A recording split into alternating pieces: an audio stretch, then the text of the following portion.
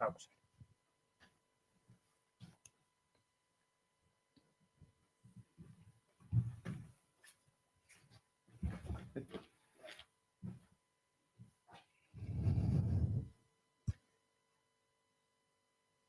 think we're live. Oh, cool. Yeah, cool. Yeah, so it worked. Yeah, so welcome to our LinkedIn Live. We decided to do this very early just to commute together with you. And here the intention is that you're asking like all the questions that you have in your mind now that elections are coming in how to make Helsinki, our very, very beloved city, much more inclusive and better for its residents. So this is your opportunity to speak up, no matter where you come from, no matter your language. That's why this is in English. To ask these two persons here that I've soon introduced, like what's going on. And we encourage you also to drop some questions in the LinkedIn. We have here some guys that are shouting your questions to us, and then we can just discuss them forward. So this is my fan moment because I'm like so passionate about tech and cities and how do you say luonto, nature. Like, and now I have finally two guys that are going to advocate for that in Helsinki. So first we have here Atte, who is a member of parliament right now, and I heard that you were nominated by the Greens to be the mayoral candidate. Can I say your age? Yeah, sure. So you're 40 years old, engineer, you're a dad, you live in Herttoniemi, and you were a researcher for climate turned into politics, so the dark side. Yeah. All right. Exactly. And also very passionate about tech as well. Yeah, that's true as well, and that's one kind of stream of politics I've been involved with, supported by this guy actually. Cool. Then the other fun moment here is like that I have here Antti, Jogi. I always call you Jogi, so I guess everybody can call you that. Yeah, that's fine. You're the chairman of Green Sisu, which is the English association of the Greens, in English everything. And you have been very actively translating and bringing forward also the voice of internationals as well. And you're also the founder of MyData. This is where I truly, like I'm with you. So you're also a dad. You're cycling the whole year. Is this really true? Yeah, sure. We had Laskiainen like day before yesterday, and you see outside how much there's snow. So you were cycling here as well? Okay.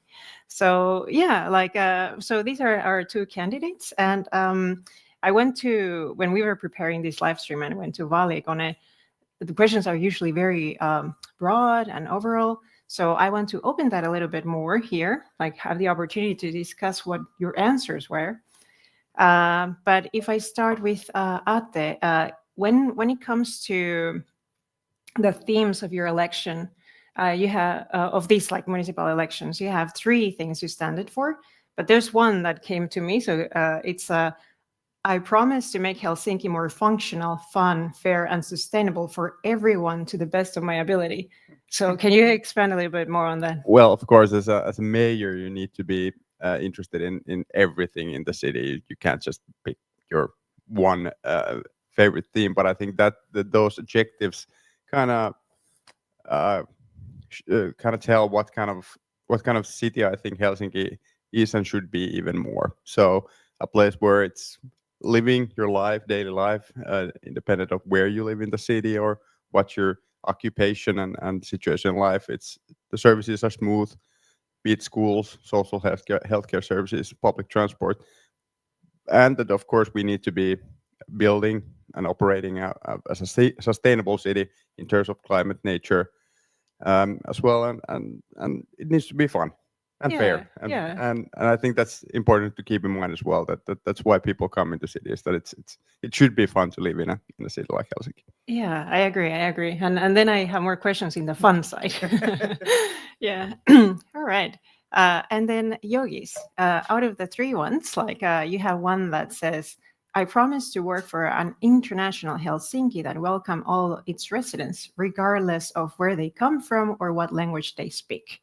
Can you open a bit that? Yeah, sure. So this is why we are having this LinkedIn Live in English, because as a chairperson of Green Sisu, over the past year, I have learned that there are, well, in Helsinki, like 1/5 of the population have some other language as their native tongue. And many of them would like to follow politics and contribute more, but it's really quite distant because none of the Finnish politicians, including, sorry for you, Atte, make much content in English. So it's really rare that somebody explains even the topics that are most touching the immigrant population, those who are coming here from other countries. So we have learned in Green Sisu, I always say it like, politics is a little bit like banging your head to the wall, that nothing really moves very fast, and you try and maybe some incremental improvements happens. And if you organize a political event, it's not like a crowd goes wild type of things typically. But in Green Sisu, we have seen that whenever we do something, somebody comes and somebody joins and somebody really cares. So it has been quite motivating. So I think it's sort of for politicians, it's untapped potential, but also the other way around, that somebody needs to give venue for people who might be speaking Finnish, but not on the level that it's easy to have a conversation about politics. So that's why Green Sisu is the political home for internationals with different language backgrounds.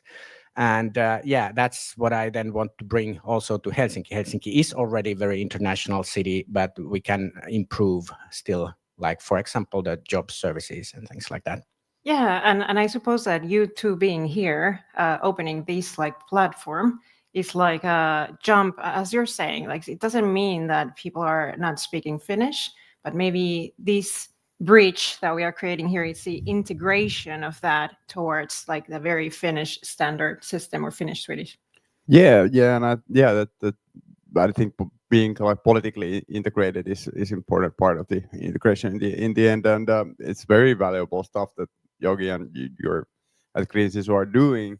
In the end, it's not just a language matter, because I mean, it's also about kind of getting the understanding of how the political institutions function, how the parties function here. So the threshold to approach politics is not always kind of low enough, even for the native Finns. And you even at a language layer there, it might get more challenging. And I think the turnover rates for voters with international background, they're way too low. So that's a problem for democracy in the end as well. So thanks for your job, and also sparring the party and the other candidates to address international audiences. I have one anecdote put here, because I then we interview lots of people who join Green Sisu and other internationals, and I typically ask if they tend to vote in Finland or not, or if they have voted. And one person, because also the political systems in different countries are very different, and one person coming from other kind of culture said that, yeah, he voted once in his life just to test it out, because it doesn't matter anyways. Yeah. And yeah, so there are different kinds of immigrant backgrounds, and also the political systems in different countries are very weird. I mean, from Finnish perspective, and sometimes people don't really have at all trust in politics. I mean, also in Finland, people don't have trust in politics, but the difference can be quite big. I mean, I guess in general, that's like the how do you say, core of politics, that it's disliked because there's so much discussion going on, and as you describe it, like hitting yourself against the wall. So it seems that things are not moving forward.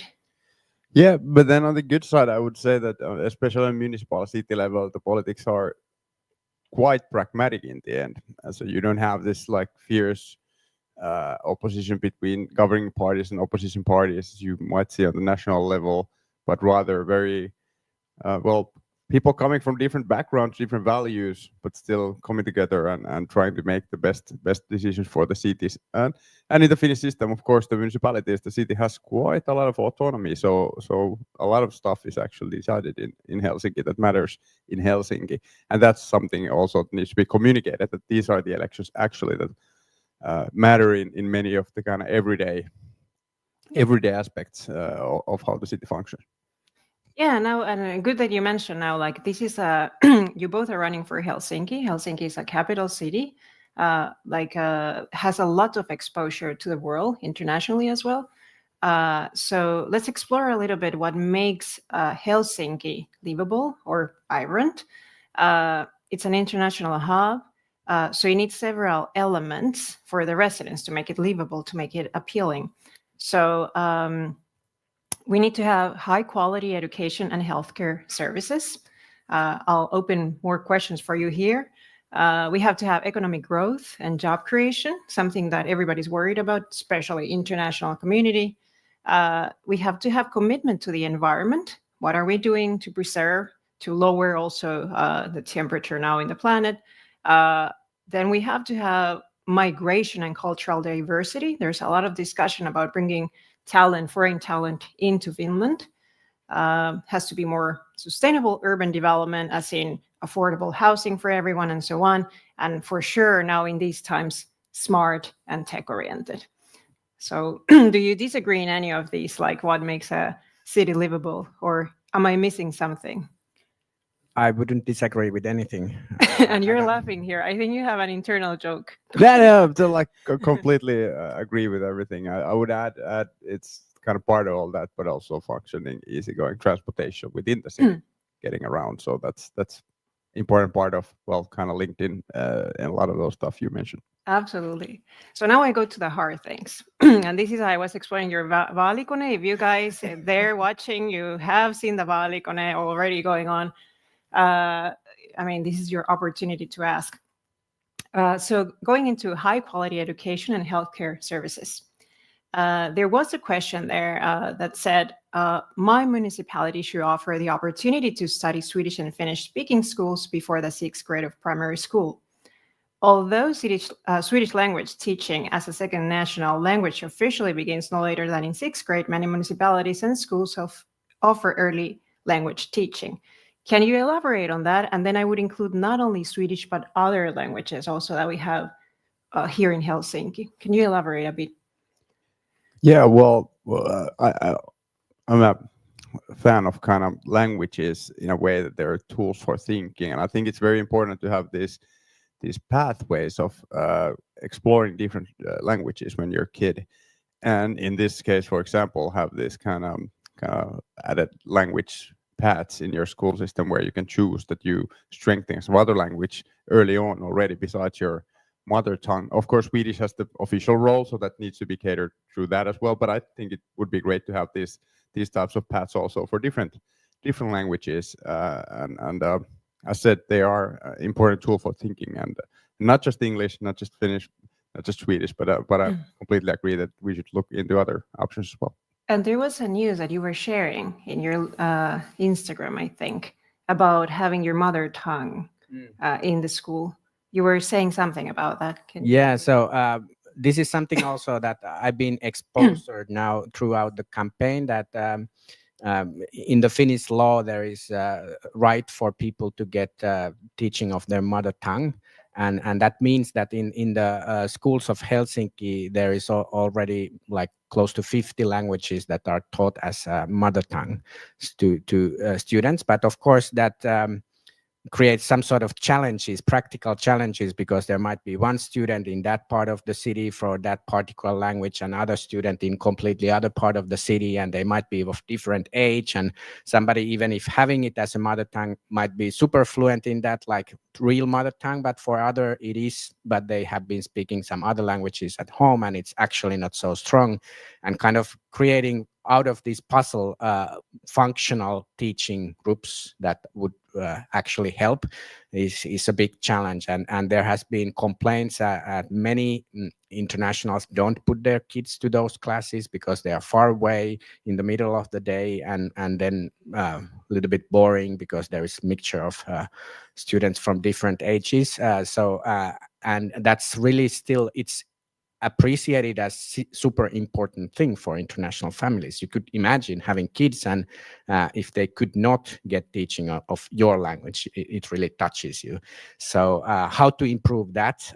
So it's not super expensive at the moment if you compare to the city budget, but everything is tight on money. But I think some resources should be added, but also take in help and take that as a case where you could test and improve the distant learning possibilities, and that would make it much more easier.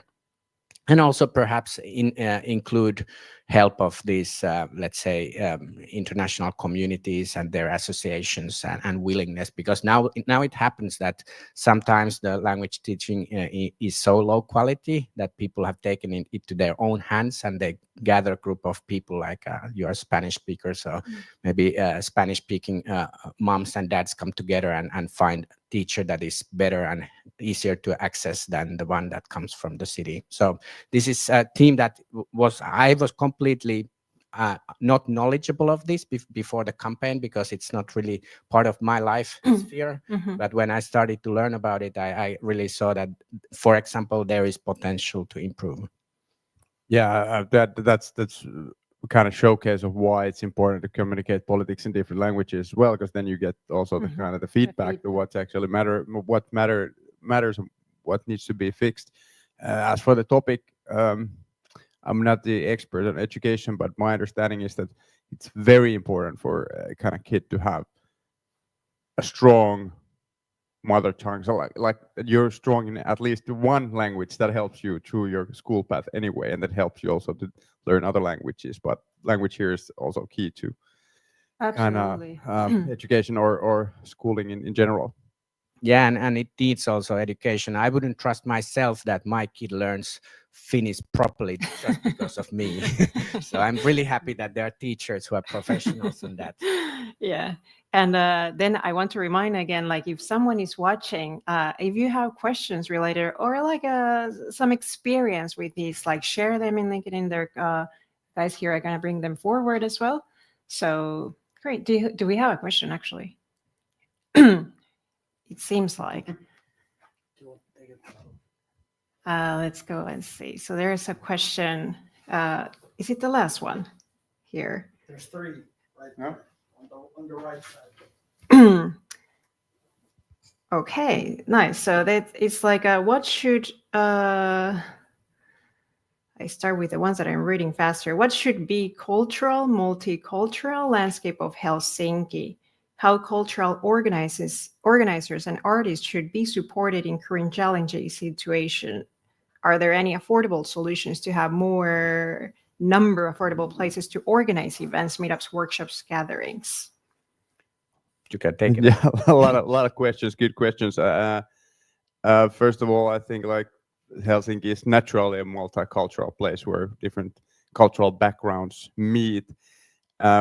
We've seen on a national scale policies that cut culture spending and budgets on culture. So Helsinki has already actually kind of filled in and helped with that. And I think that's where we're needed as well. And the economic benefits of investing in culture should not be underestimated. I mean, it's a very important part of creative industries, for example, or, as well. As for the what to do, I think it's the best way to use public money here is stuff that leverages, so it kind of fills in where the kind of market doesn't necessarily function, and that means different kind of specific aids and supporting financial support for especially like new stuff, but then as well for the affordable spaces, so places where it's easy to arrange something, where it's easy to meet. Leveraging here the work of NGOs and different kind of communities in a way, but also all the way down to the more commercial stuff. Helsinki is lacking. Well, now we got the Helsinki arena back in use, but there's need for this kind of mid-sized venues for events, for example. So the whole ecosystem should be looked at on a strategy level that make sure that we have everything coming out from the grassroots to the Taylor Swift scale of events in the end. And I think it's been a bit fragmented what we've been doing this for. Maybe I take from the multicultural perspective just one recent example. It was in the news. We are now observing Ramadan, and in some school they decided to organize this dinner after sunset for the families, and it was super well attended and appreciated. And this is kind of cultural sensitivity that we understand that there is also other things than Christmas and Easter and these kind of things. And also there was in Valikone, there was one question whether cities should fund multicultural events. And well, city funds all sorts of events that are beneficial for the citizens and create vibrancy and economic activity in the city. And of course, I think in that scene also understanding it's really that the fifth of the population in Helsinki, it's 1/5, 20% have background in somewhere else. And that means that if we forget that 1/5 from the minds, then we are really crippled in the cultural activities. And it has been seen in many places that typically also foreign communities are very active and bring culture perhaps more than the weight of their size in the city. And I think it's very welcome to also us all sort of get to know better each others here, our neighbors.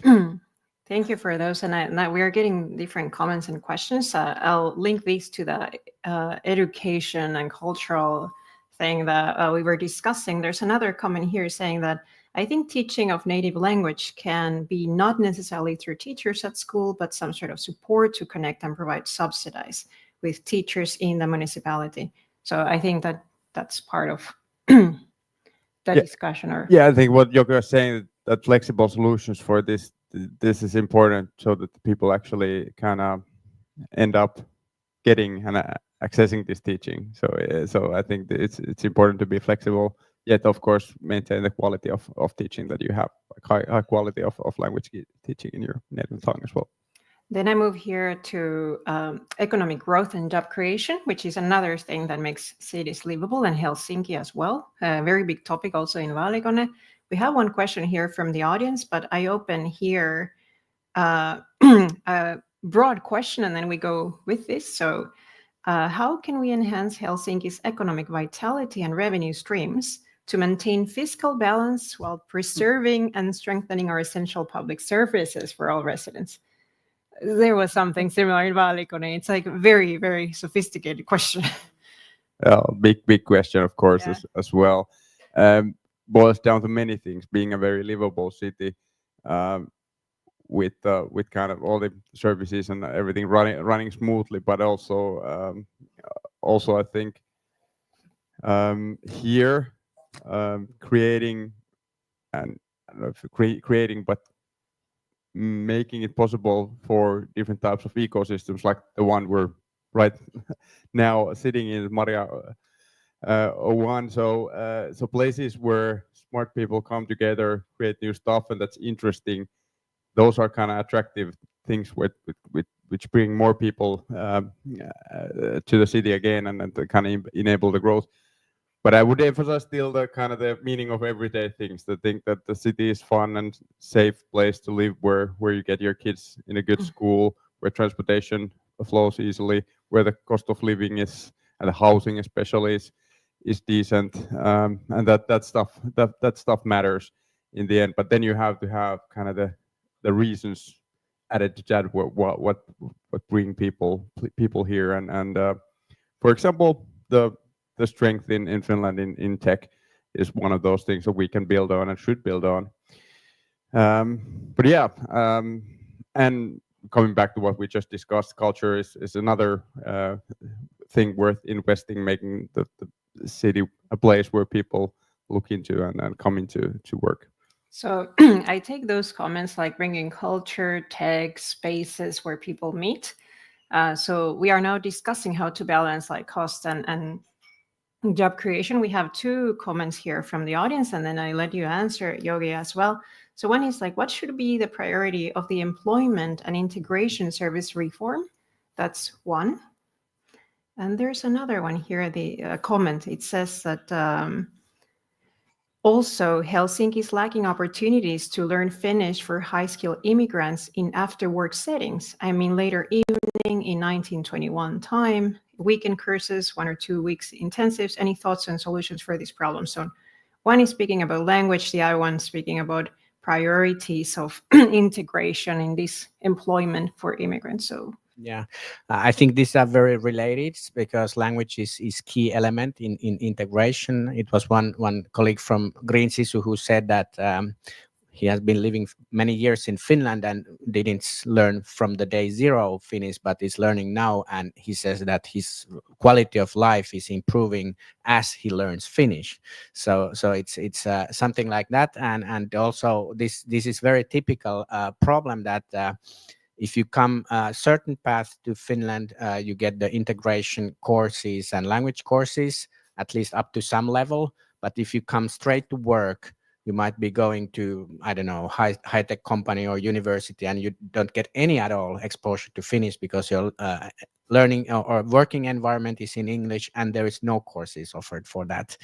And yeah, of course, that's one question, if it should be like after work timing. But the other question is that if you do full day of work and then go to learn language, it might be quite exhausting. I've had that experience myself. I was in Brazil, and I spoke Spanish and translated that online to Portuguese, and I had like a few months only time. And I remember that I slept 12 hours every night because I slept like a baby because it was so exhausting to be bombarded with this language. So I think the solution there should be actually together with the employers and give some incentives for the companies to let their people learn Finnish throughout the week, maybe not after works, but even before works, and taking some hours from here and there. And who pays that? That's a big question. Is it the companies or is it the city or the national level?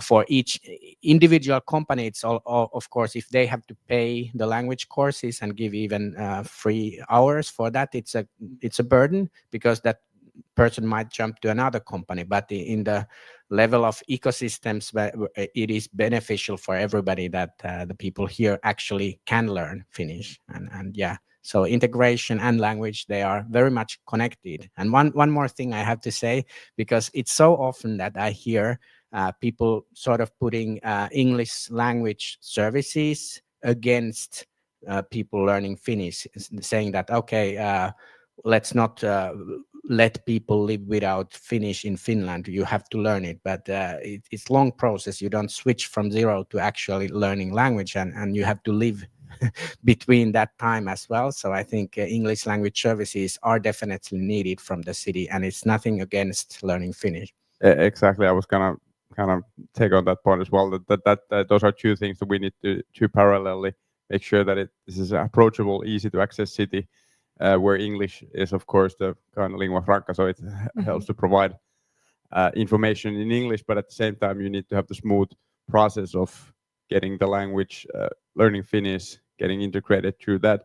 One of the big problems in Helsinki is, which kind of hits our productivity and the economy and individual people's life, is the segregation of the job market based on language. So you still have a lot of high skilled immigrants who are not integrated in the job markets in the way that their kind of skills should add for. And this is also a kind of attitude thing, I think, for us to help people in studying and learning Finnish, but also be flexible in for example, the public procurement by the city. When you buy services, be it anything from IT to whatever, for the language demands, in a way that you can address, you can succeed in these procurements with the company, even if you have kind of people with diverse language backgrounds, and there are mechanisms where people can then strengthen their language and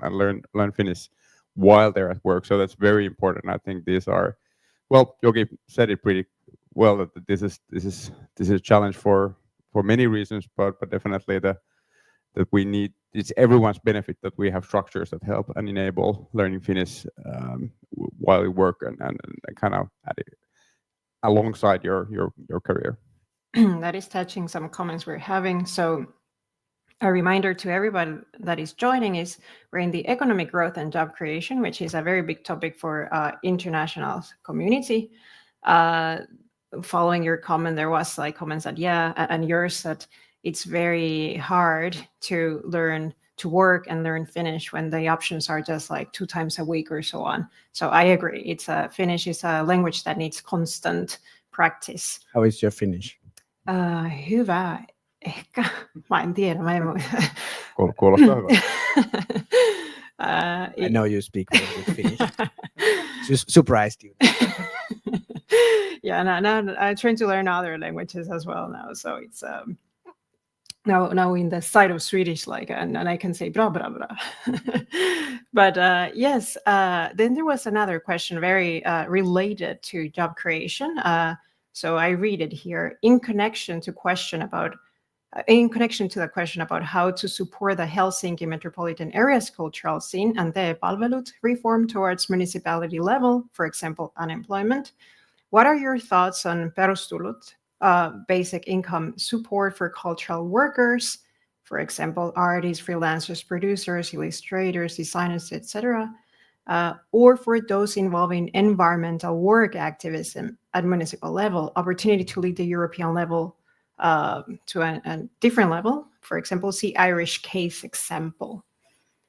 Not super familiar with the Irish case example, so can't really comment on that. But I would say that the Greens have been the party in Finland for years or decades that have been advocating for basic income, a solution in general for the kind of changing economy, where you have more diverse types of careers and where kind of tech is transforming the economy and productivity as well.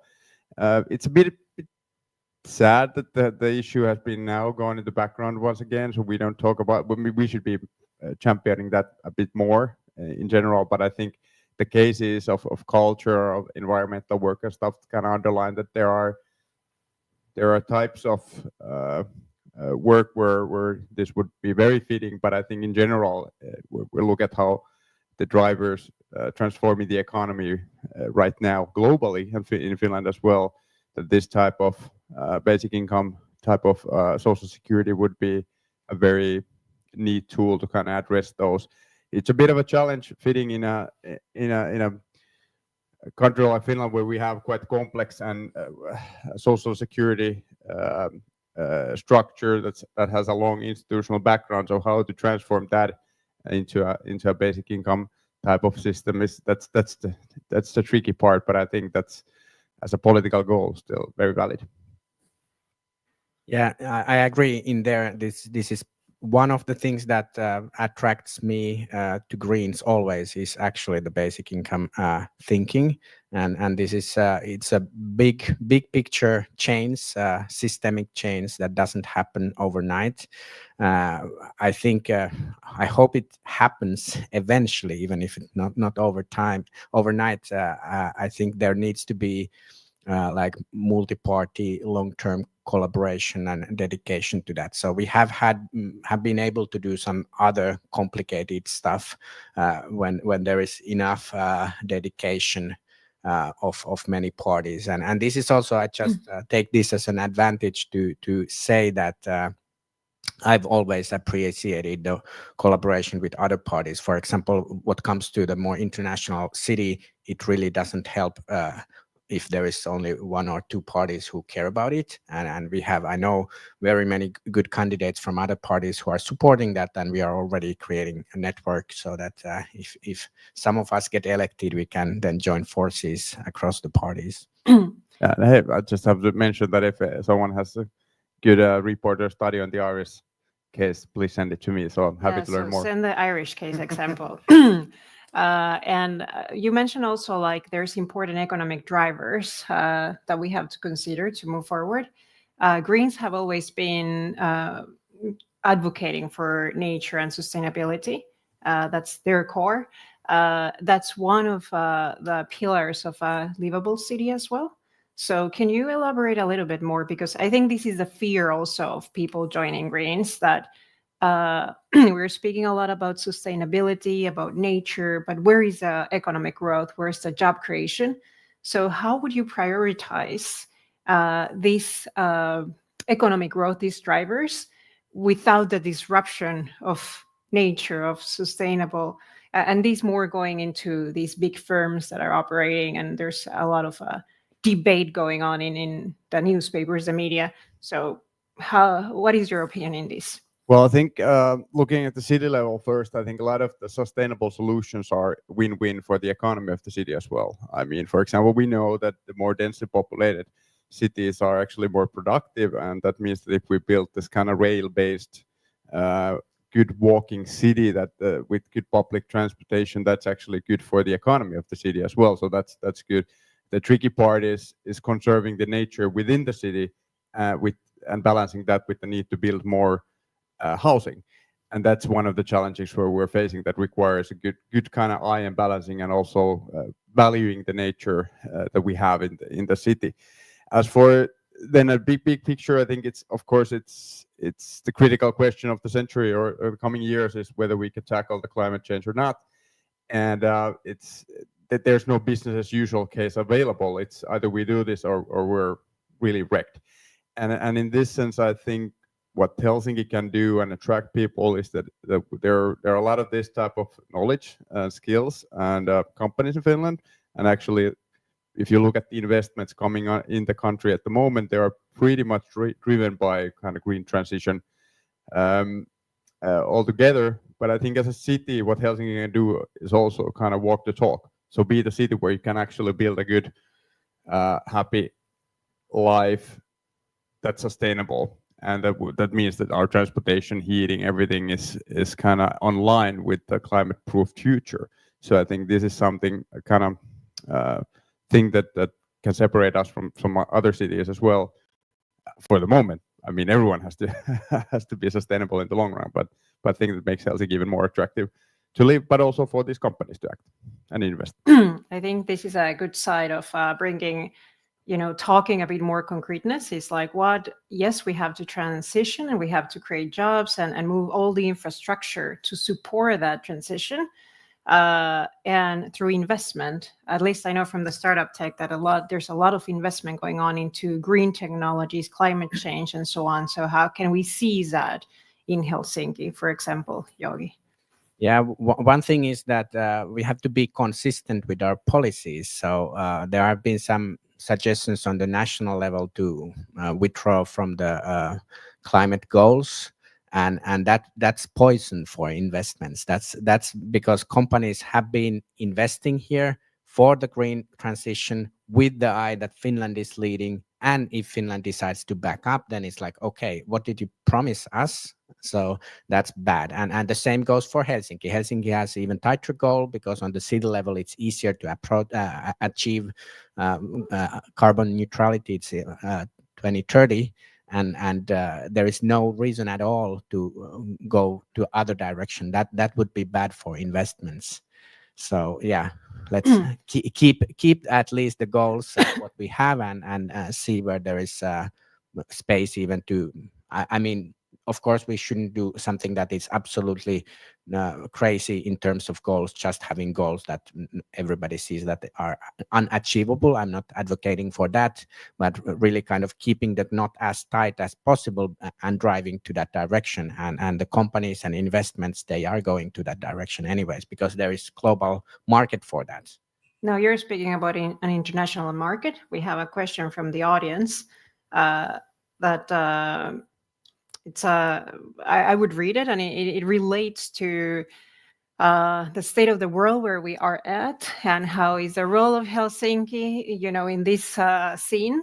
So it reads like this: how should Helsinki adapt to the new and rapidly evolving geopolitical situation? Helsinki and Tallinn are two biggest cities next to St. Petersburg. Currently, the geopolitical action is around countries and transatlantic relationships, but there are issues that should be considered in the city level too. how Helsinki positions itself in global landscape after the latest political swings in the anti-rainbow, anti-woke, and anti-immigration in global level. How can we claim that we are safe and future-proof city, and are there some benefits for Helsinki in what is going on at the moment? Well, I can start that. For example, scientific researchers are fleeing away from US right now, and there has been news that Chinese and Russian spies are attracting those top talents there because they see that their political environment is against them. They might be from minorities and feeling really oppressed. So I think it shouldn't be the Chinese and Russians who are attracting those people who are going away, but it should be places like Helsinki that we can really open our doors for the talent that for reason or the other consider moving from other places. Yeah, I think in this time it would be smart move for us to be in Helsinki, kind of like a safe haven for free artists, free science, and to attract and kind of showcase that this is the place where you can be yourself, you can do the stuff you wanna do, explore the stuff you want to do, and actually kind of give opportunities for people that are fleeing for more oppressing governments and political movements. And as Jogi said, there are people on the move, kind of looking where to go. And I think this is something where we need to be quite rapid and flexible and think of out of the box how to make sure, for example, that whole research groups, for example, not just individuals, but research groups with their families can move in and quickly set up their kind of work here. So I'd be happy to look into kind of speeding up all kinds of processes. As for the geopolitical question, then in the intro, yeah, we're a border country to Russia, which means that we need to take care of our own defenses and security, and also strengthen European defense in a way that we make sure that this is a place where everyone understands that we're protected, that all's good here, so you don't have to be worried about that. But that's something we've been doing already quite clearly, but of course need to be continued, especially on European scale. I just add one anecdote. I spoke 2 days ago on Wednesday with one person who is also international in Helsinki and done a career in tech and joined our support group. And I was asking like, okay, when did you come to Finland? What brought you here? And he said that on the day when Brexit was decided, he started to look where to go and decided to come here. So it really happens that political moves also move people. I think you're very right in that. It's like where can I go or flee if I have all this acquired education, if my passion is like research and talent and innovation, and that Helsinki would brand itself as that, and then we are competing also because we are so close to a border, tough border.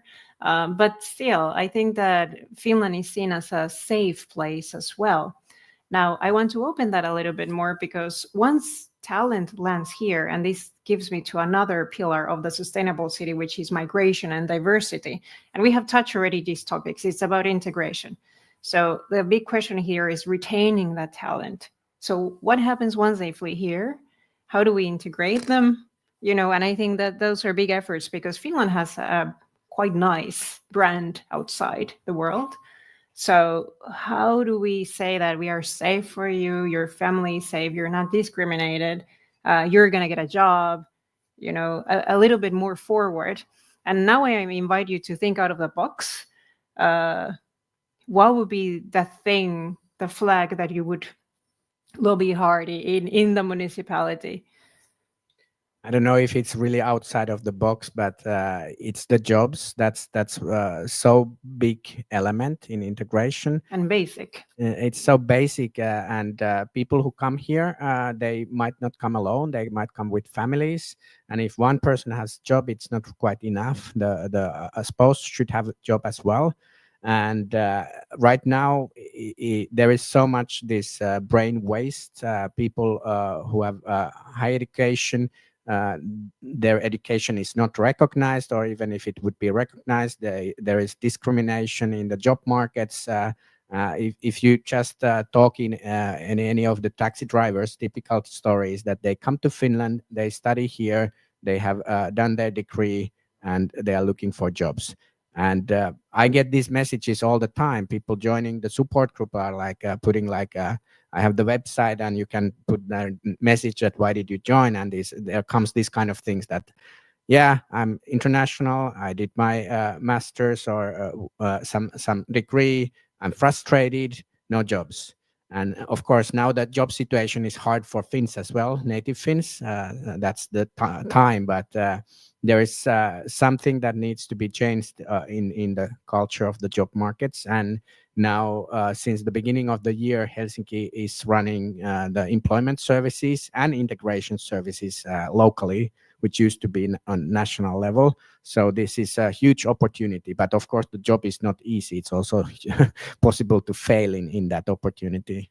Yeah, well, I continue, Yogi. I think two very important things you mentioned. So one is the family perspective, to actually have that in it. So people are often kind of looking for a place not for just for themselves, but spouse, kids, and there's of course diversity of different family types. So taking that into account as well, and then the job market, kind of fighting the job market segregation in this. That if you come in Finland, you work, the job market is really open for you. That's one thing that's really important, and that also touches to the language things we discussed earlier. But I also think like signaling the values, showing that this is the city that harbors diversity, liberal values, is welcoming, and this is events, all kinds of kind of how we talk, how we communicate in the leadership of the city.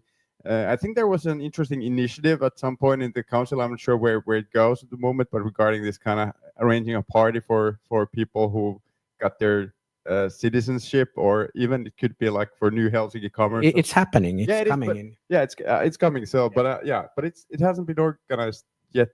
I think it's in June or something. Yeah, so it's coming now. So, but all stuff like this that we need to kind of we show also that we're welcoming people all over the world to come here to build their lives, and so that's something.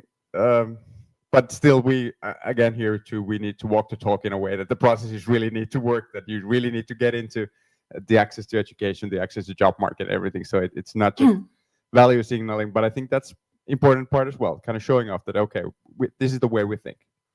I agree. We are running out of time, so I try to wrap up this.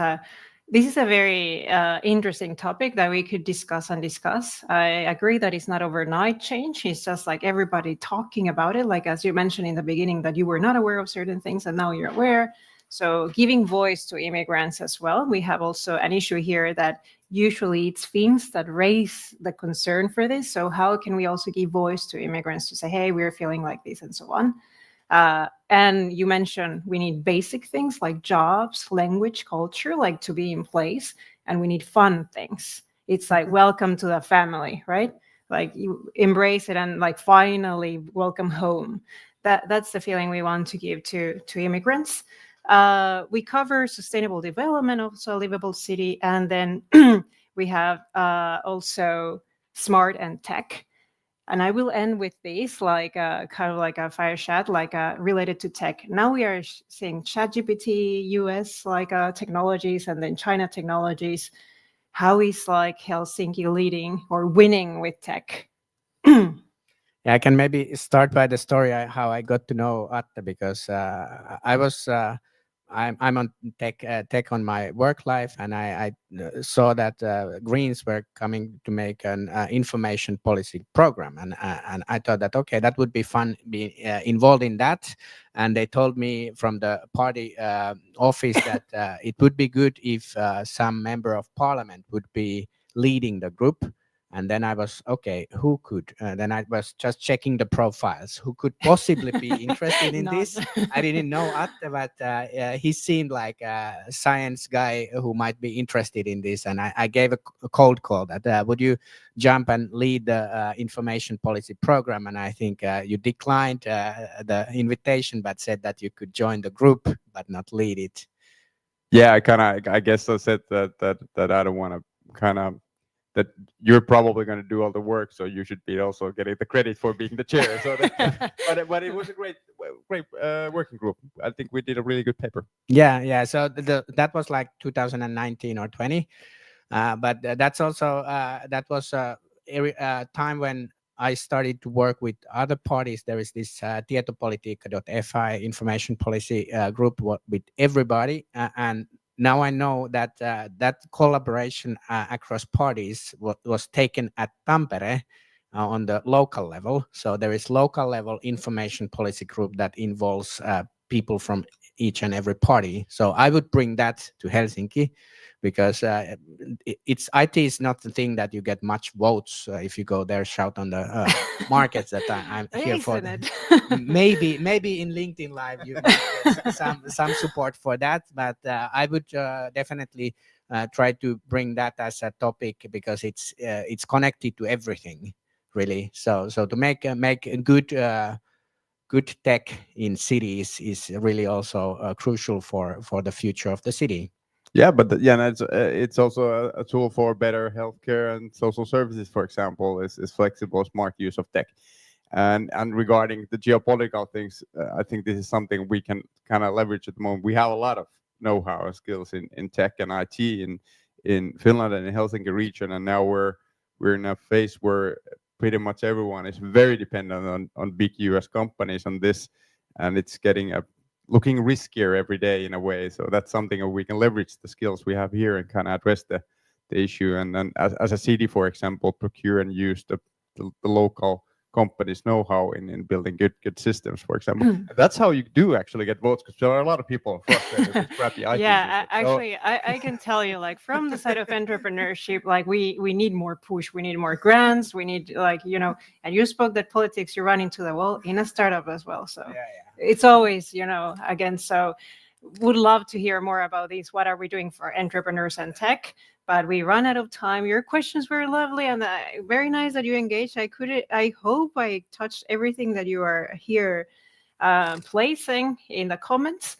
But last reminder to everyone, you can vote. Like, go and vote. You already see what happens when you vote for the wrong party in the other side of the ocean. So go and vote. This is your opportunity to elect the candidate that you feel, that you connect more with. It's your voice there, and immigrants need more of this. So thank you. Thank you for being here. Thank you, Natalia. Excellent. Thanks. Yeah. This was great. Yeah, thanks.